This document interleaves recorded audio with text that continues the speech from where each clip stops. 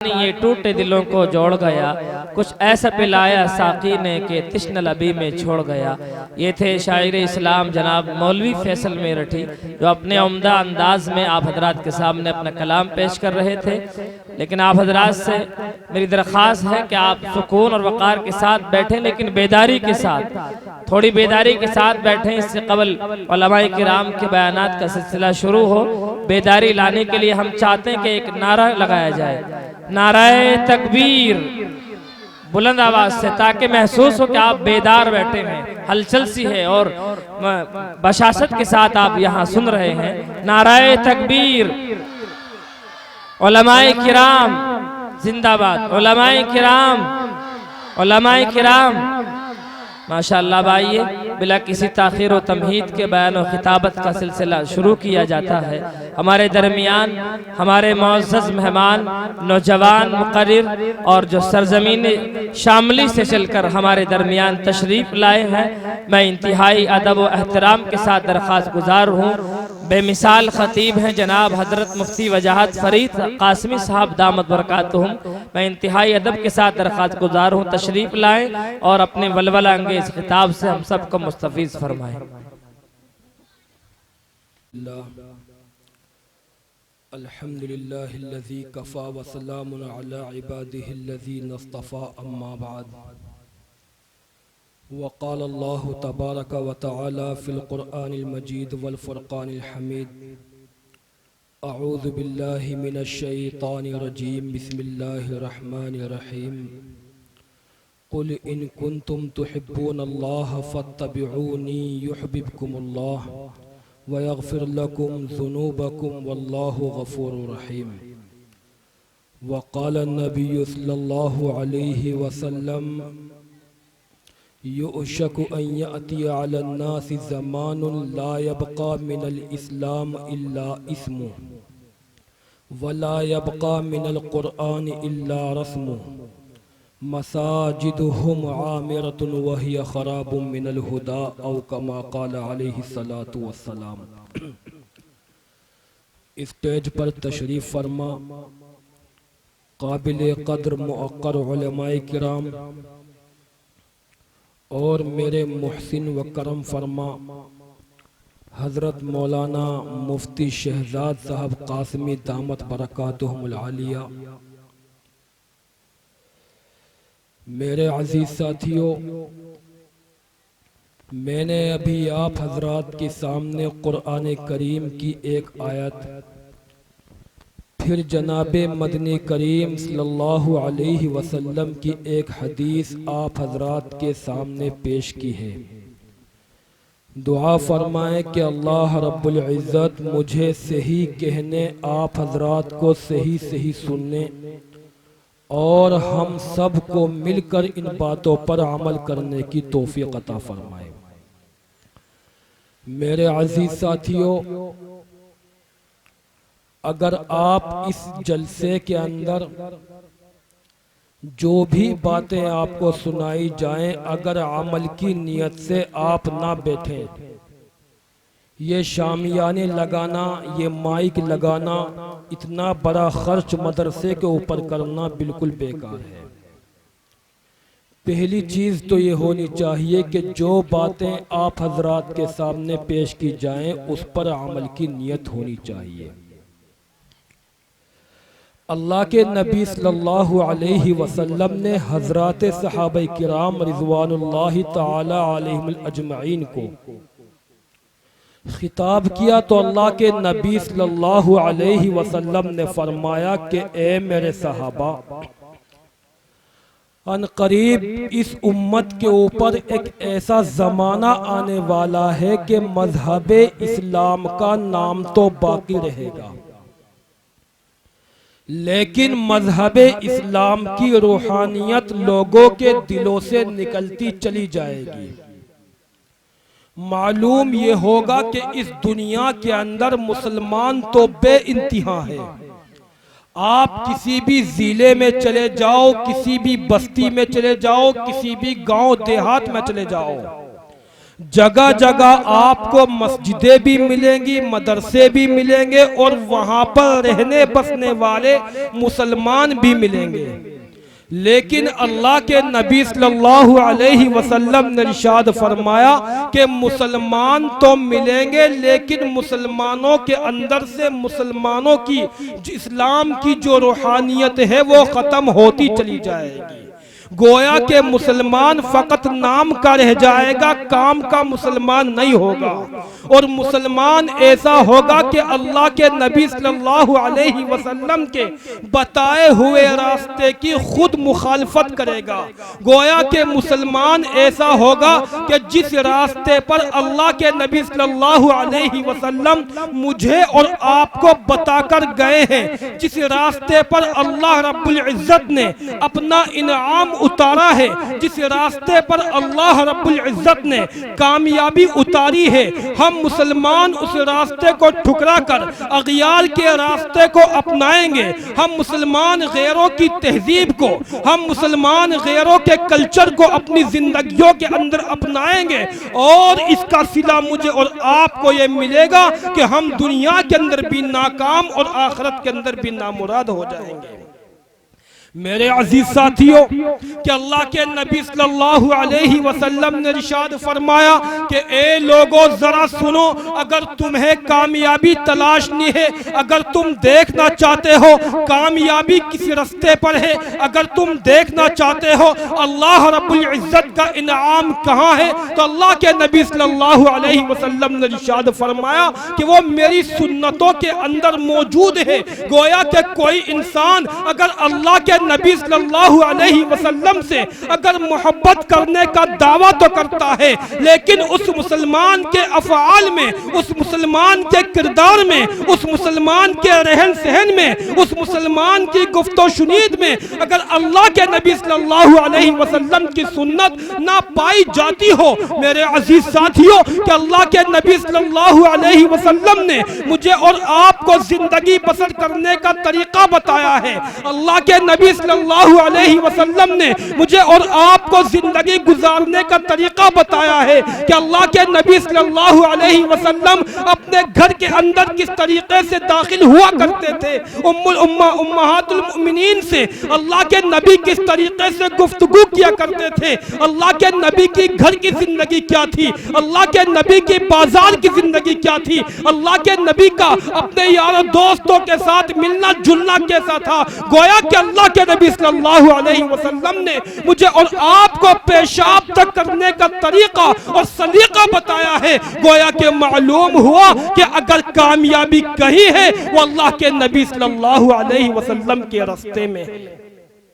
اللہ کے نبی صلی اللہ علیہ وسلم کے طریقے پر ہے۔ اللہ کے نبی صلی اللہ علیہ وسلم جس طریقے سے بھی اپنی زندگی گزارتے تھے، حضرات صحابہ کرام اللہ کے نبی کے طور طریق کو دیکھا کرتے تھے۔ گویا جب اللہ کے نبی صلی اللہ علیہ وسلم کے وصال کا وقت قریب آیا، حضرات صحابہ کرام اللہ کے نبی صلی اللہ علیہ وسلم کے ارد گرد جمع ہے۔ اللہ کے نبی صلی اللہ علیہ وسلم حضرات صحابہ سے مخاطب ہو کر فرماتے ہیں، کہتے ہیں کہ اے میرے صحابہ، کیا وہ دین جو حضرت جبرائیل علیہ السلام مجھ تک لے کر آئے تھے، کیا میں نے وہ دین تم تک پہنچا دیا؟ کہ اللہ کے نبی صلی اللہ علیہ وسلم کی زبان مبارک سے جب یہ الفاظ نکلتے ہیں، بعض صحابہ کی آنکھوں میں آنسو ہوتے ہیں۔ ایک صحابی رسول کہتے ہیں، اللہ کے نبی صلی اللہ علیہ وسلم، آپ نے یہ دین ہم تک پہنچایا نہیں،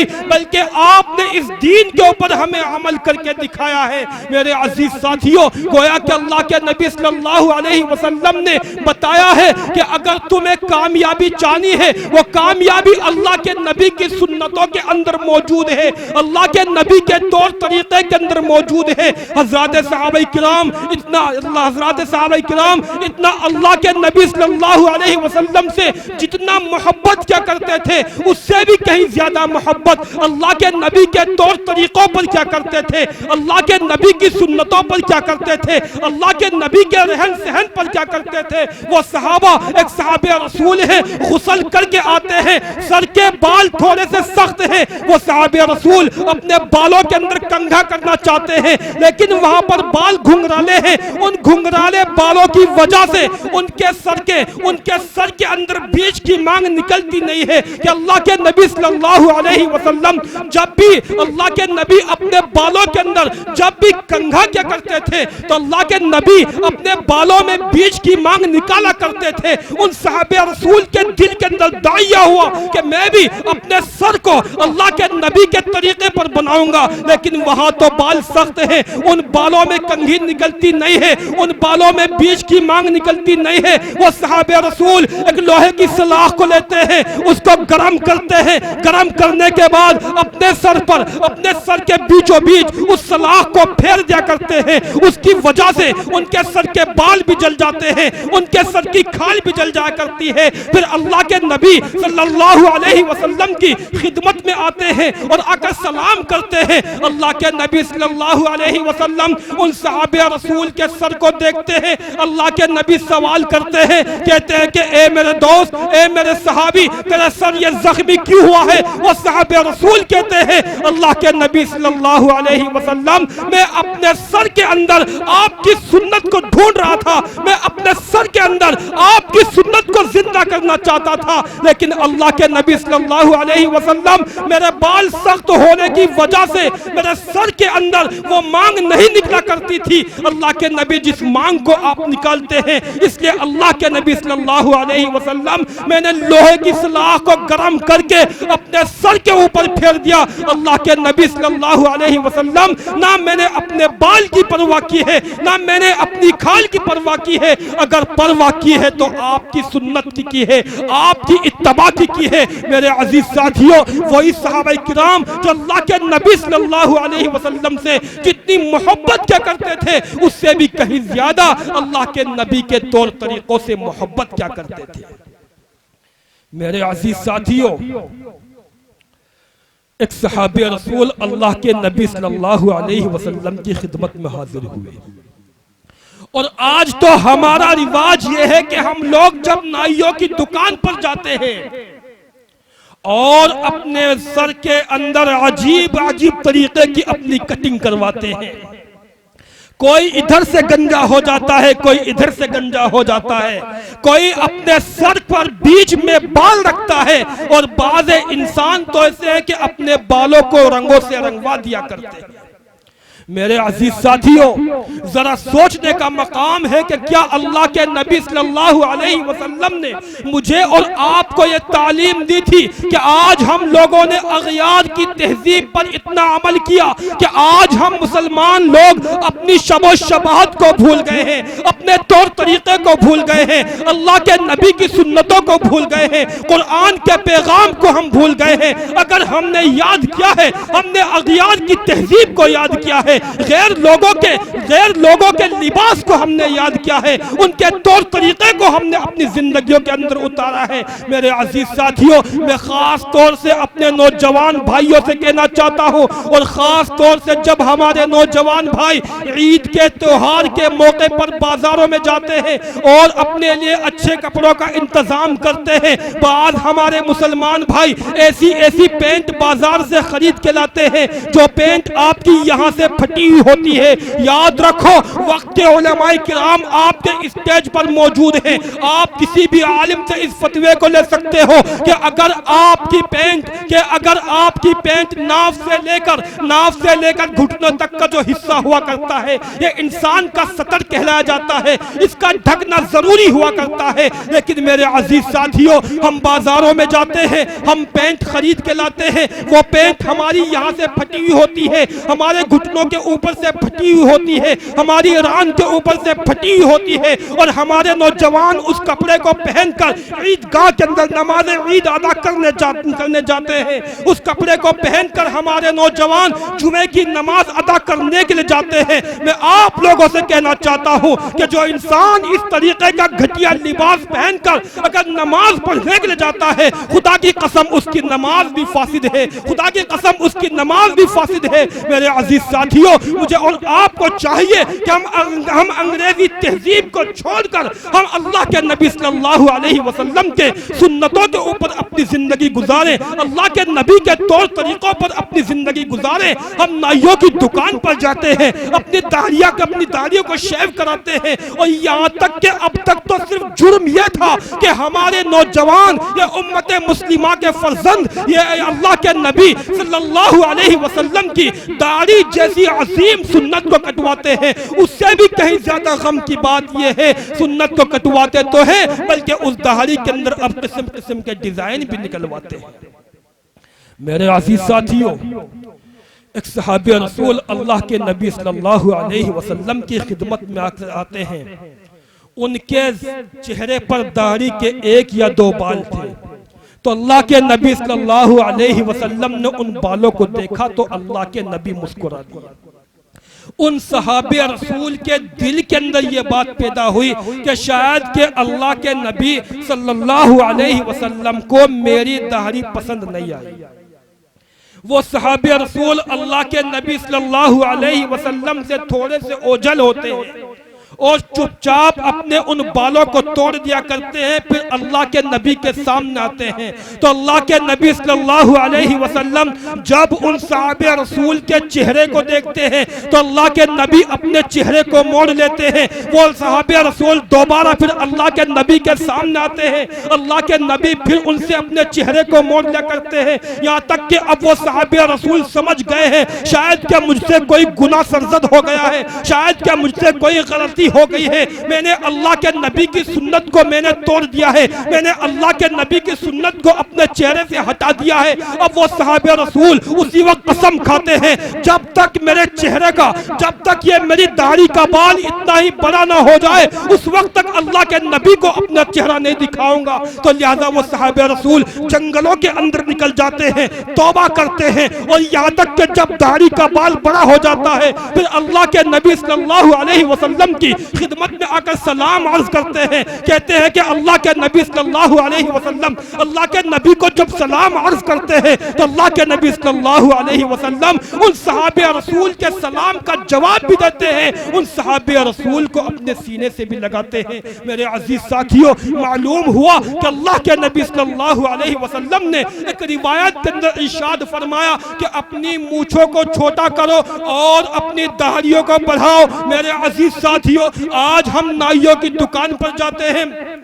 میں نے بعض اپنے مسلمان بھائیوں کو دیکھا ہے وہ جمعے کی نماز کی جب تیاری کرتے ہیں تو ان کی جمعے کی نماز کی تیاری میں ایک معمول یہ ہے کہ ہمیں اپنی شیو بنوا کر آنی ہے، ہمیں اس طرح سے اپنی داڑھی کو ختم کروا کے تب آنا ہے۔ میرے عزیز ساتھیوں، بتاؤ جس سنت کی شریعت کے اندر اتنی قدر ہو اور اگر تم اس سنت کو اپنے چہرے سے نکال کر اگر تم نماز پڑھنے جاتے ہو تو بتاؤ تمہاری نماز قبول ہے یا رب؟ میرے عزیز ساتھیوں، کہ اللہ کے نبی صلی اللہ علیہ وسلم کے صحابہ جتنا اللہ کے نبی سے محبت کیا کرتے تھے اتنا ہی اللہ کے نبی کے بتائے ہوئے طور طریقوں پر محبت کیا کرتے تھے۔ آج ہم لوگوں نے اپنی زندگیوں کے اندر اغیار کی تعلیم کو اتنی فوقیت دی ہے کہ مسلمانوں آج تم اپنا رہن سہن بھول گئے ہو، اپنے طور طریقے بھول گئے ہو کہ ہمیں اللہ کے نبی نے کھانے کا کیا طریقہ بتایا تھا۔ خدا کی قسم آج ہم اپنے کھانے کے طریقوں کو بھی بھول گئے ہیں۔ ہم بیاہ شادیوں کے اندر جاتے ہیں، جس طریقے سے کوئی جانور کسی چراگاہ کے اندر چلتا ہے، کبھی ادھر سے کھاتا ہے کبھی ادھر سے کھاتا ہے۔ آج ہماری قوم کے اندر بھی یہی، آج ہماری قوم کے لوگوں نے بھی اغیار کی تعلیم کو اہمیت دے کر آج بیاہ شادیوں کے اندر جب کھانے کا انتظام ہوتا ہے وہ کھانے کا انتظام کھڑے ہو کر ہوتا ہے، جسے کہا جاتا ہے کہ اسٹینڈنگ کھانا ہے۔ اور میرے عزیز ساتھیوں، اس کھانے کے اندر بے برکتی ہوا کرتی ہے کہ اللہ کے نبی صلی اللہ علیہ وسلم نے ارشاد فرمایا کہ طعام الواحد یکفی الاثنین، کہ ایک آدمی کا کھانا 2 آدمی کے لیے کافی ہو جایا کرتا ہے۔ پھر اللہ کے نبی نے آگے فرمایا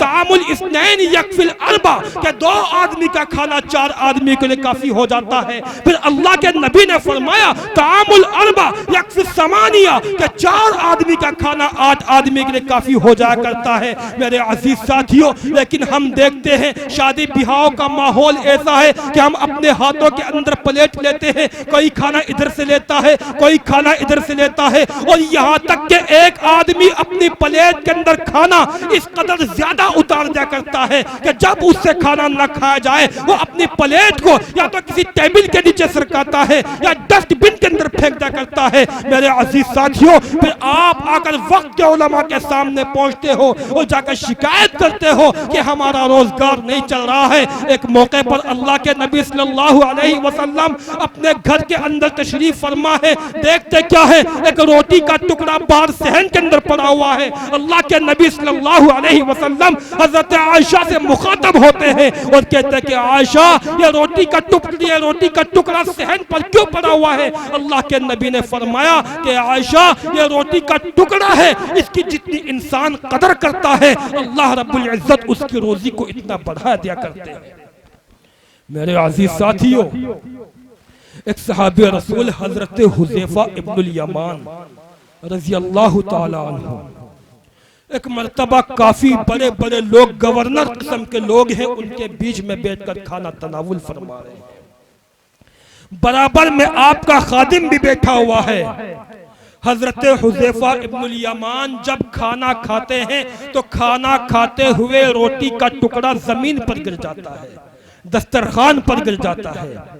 آپ اس ٹکڑے کو اٹھاتے ہیں، جھاڑتے ہیں، کھانا چاہتے ہیں، برابر میں بیٹھا ہوا آپ کا خادم ہلکی سی کونی مارتا ہے، کہتا کہ حضرت آپ یہ کیا کر رہے ہیں؟ بڑے بڑے لوگ ہیں، وقت کے بڑے بڑے حاکم حضرات ہیں، جن کے بیچ میں بیٹھ کر آپ کھانا تناول فرما رہے ہیں، روٹی کا ٹکڑا ہی تو ہے، زمین پر گر گیا، گر جانے دو، یہ گھٹیا حرکت نہ کرو۔ حضرت حذیفہ ابن الیمان کہتے ہیں اے میرے دوست، کیا میں اللہ کے نبی صلی اللہ علیہ وسلم کی اس پیاری سنت کو کیا میں ان بیوقوفوں کی وجہ سے ٹھکرا دوں؟ میرے عزیز ساتھیوں، وہ صحابہ کرام جتنا اللہ کے نبی صلی اللہ علیہ وسلم سے محبت کیا کرتے تھے، اس سے بھی کہیں زیادہ اللہ کے نبی کے طور اور طریقوں سے محبت کیا کرتے تھے۔ میرے عزیز ساتھیوں، آج ہم شادی بیاہوں کے ٹائم پر اپنی پلیٹ سے ہمیں کھانا اتنا اتارتے ہیں کہ اس کھانے کو ہم پھینک دیا کرتے ہیں، پھر دھونے والا اس کھانے کو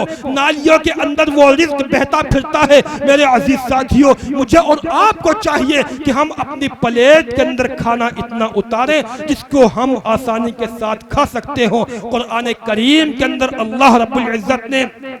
سورہ مائدہ کو نازل کیا ہے، اور سورہ مائدہ کی جو فضیلت یہ ہے کہ سورہ مائدہ کے بارے میں کہ اللہ کے نبی صلی اللہ علیہ وسلم نے فرمایا کہ سورہ مائدہ کے اندر اللہ رب العزت نے دسترخوان کی فضیلت کو بیان کیا ہے۔ میرے عزیز ساتھیوں، لیکن آج افسوس کی بات ہے کہ ہم لوگ دسترخوان پر تو کھانا کیا کھائیں، ہم لوگ کھڑے ہو کر کھانا کھاتے ہیں، گویا کہ ہم کھلا اللہ کے نبی صلی اللہ علیہ وسلم کی سنت کی مخالفت کرتے ہیں۔ میرے عزیز ساتھیوں، میں آپ سے بس یہی درخواست کر اجازت لینا چاہتا ہوں کہ جب بھی اپنی زندگی کے اندر کوئی بھی کام کرو تو اللہ کے نبی صلی اللہ علیہ وسلم کی سنت کے مطابق کرو، اور